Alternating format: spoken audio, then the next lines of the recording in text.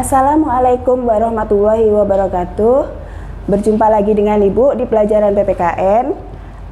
Pada pembelajaran kali ini kita akan membahas tentang nilai-nilai Pancasila dalam kerangka praktik penyelenggaraan negara.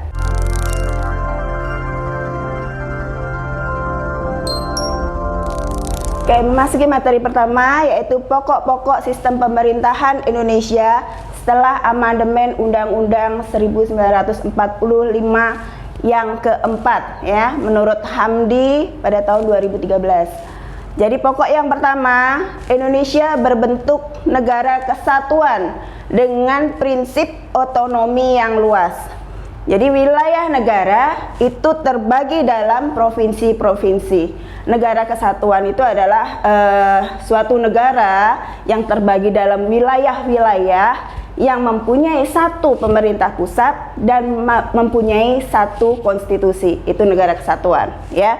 Kemudian pokok yang kedua, bentuk pemerintahannya adalah republik, di mana bentuk pemerintahan republik adalah pemerintahannya itu dari rakyat, ya, dari rakyat dan dipilih oleh rakyat. Kemudian pokok yang ketiga, sistem pemerintahan adalah presidensial. Ya, sistem pemerintahan adalah presidensial. Kemudian yang keempat, presiden adalah kepala negara sekaligus kepala pemerintahan. Ini adalah sebagai ciri dari poin yang ketiga tadi, ya. Jadi sistem pemerintahan presidensial itu kepala negara merupakan kepala pemerintahan juga.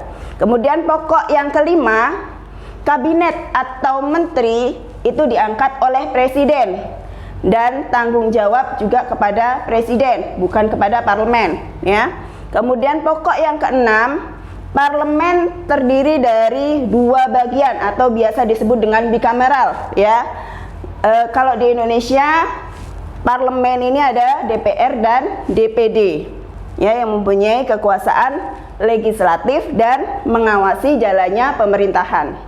Kemudian poin yang terakhir adalah kekuasaan yudikatif dijalankan oleh Mahkamah Agung dan badan peradilan yang ada di bawahnya seperti peradilan negeri, peradilan agama, peradilan tata usaha negara, dan peradilan militer.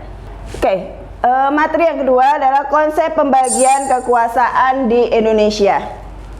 Nah, sistem pemerintahan Indonesia itu tidak menggunakan pemisahan kekuasaan, ya, atau bukan separation of power seperti yang dikemukakan oleh Montesquieu, ya, tetapi menggunakan pembagian kekuasaan atau distribution of power, ya.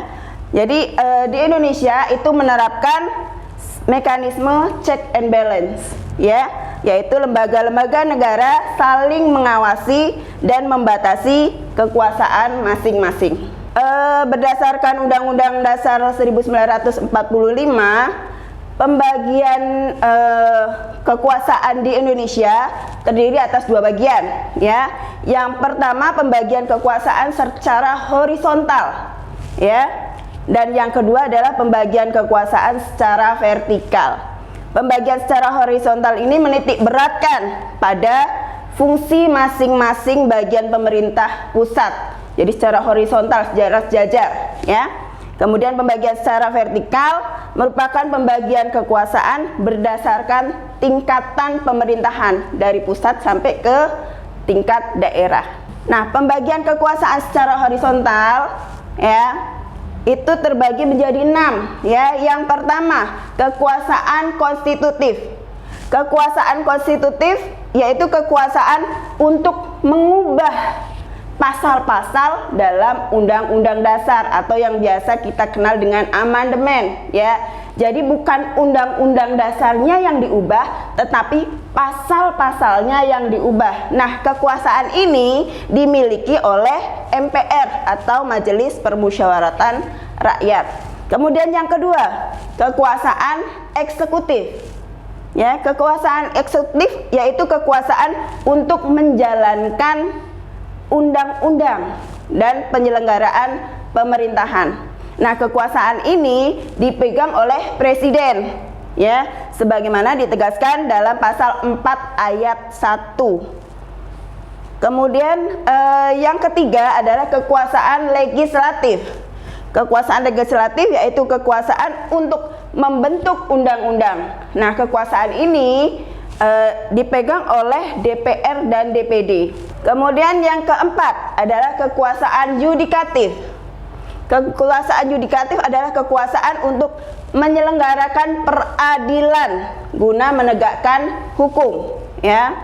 Kekuasaan ini dipegang oleh Mahkamah Agung dan peradilan yang berada di bawahnya. Kemudian yang kelima adalah kekuasaan eksaminatif atau inspektif, ya, yaitu kekuasaan memeriksa pengelolaan dan tanggung jawab keuangan. Nah, kekuasaan ini dimiliki oleh Badan Pemeriksa Keuangan atau BPK. Kemudian yang terakhir adalah kekuasaan moneter. Kekuasaan moneter yaitu kekuasaan menetapkan dan melaksanakan kebijakan moneter, mengatur dan menjaga kelancaran sistem pembayaran, serta memelihara kestabilan nilai rupiah. Nah, kekuasaan ini dimiliki oleh Bank Indonesia. Setelah tadi pembagian secara horizontal, ya, sekarang pembagian kekuasaan secara vertikal. Jadi dalam pasal 18 ayat 1 Undang-Undang Dasar 1945, Negara Kesatuan Republik Indonesia dibagi atas daerah-daerah provinsi, dan daerah provinsi itu dibagi atas kabupaten dan kota. Yang tiap-tiap provinsi, kabupaten, dan kota itu mempunyai pemerintah daerah yang diatur dengan undang-undang. Jadi pembagian ini, ya, kekuasaan secara vertikal ini merupakan konsekuensi penerapan desentralisasi di Indonesia. Oke, materi selanjutnya adalah kedudukan dan fungsi Kementerian Negara Republik Indonesia dan Lembaga Pemerintahan Non-Kementerian atau LPNK. Jadi dalam sistem pemerintahan Indonesia yang menggunakan sistem presidensial, presiden merupakan kepala negara sekaligus kepala pemerintahan, ya, di mana dalam menjalankan pemerintahannya presiden dibantu oleh para menteri, ya, yang memimpin kementerian. Jadi kementerian adalah perangkat pemerintah yang membidangi urusan tertentu dalam pemerintahan. Ketentuan mengenai menteri diatur dalam bab 5, ya, pasal 17 Undang-Undang Dasar 1945 tentang Kementerian Negara. Yang pertama, presiden dibantu oleh menteri-menteri negara. Yang kedua, menteri-menteri itu diangkat dan diberhentikan oleh presiden. Yang ketiga, setiap menteri membidangi urusan tertentu dalam pemerintahan. Contohnya, misalnya dalam bidang pendidikan dan kebudayaan, itu di bawah Kementerian Pendidikan dan Kebudayaan. Kemudian ada Kementerian Perekonomian dan lain sebagainya, ya.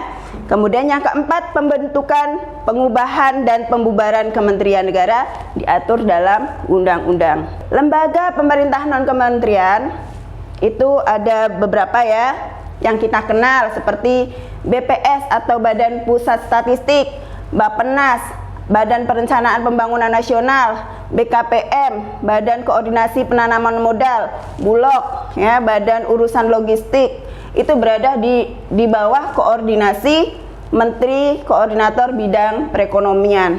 Kemudian seperti BPOM, ya, kita kenal BPOM karena kita berhubungan dengan kesehatan, ya, ada farmasi, ada keperawatan, itu udah ada hubungan dengan kesehatan, itu di bawah koordinasi Menteri Kesehatan. Kemudian ada juga yang di bawah koordinasi Menteri Pendidikan dan Kebudayaan, yaitu Perpusnas atau Perpustakaan Nasional Republik Indonesia.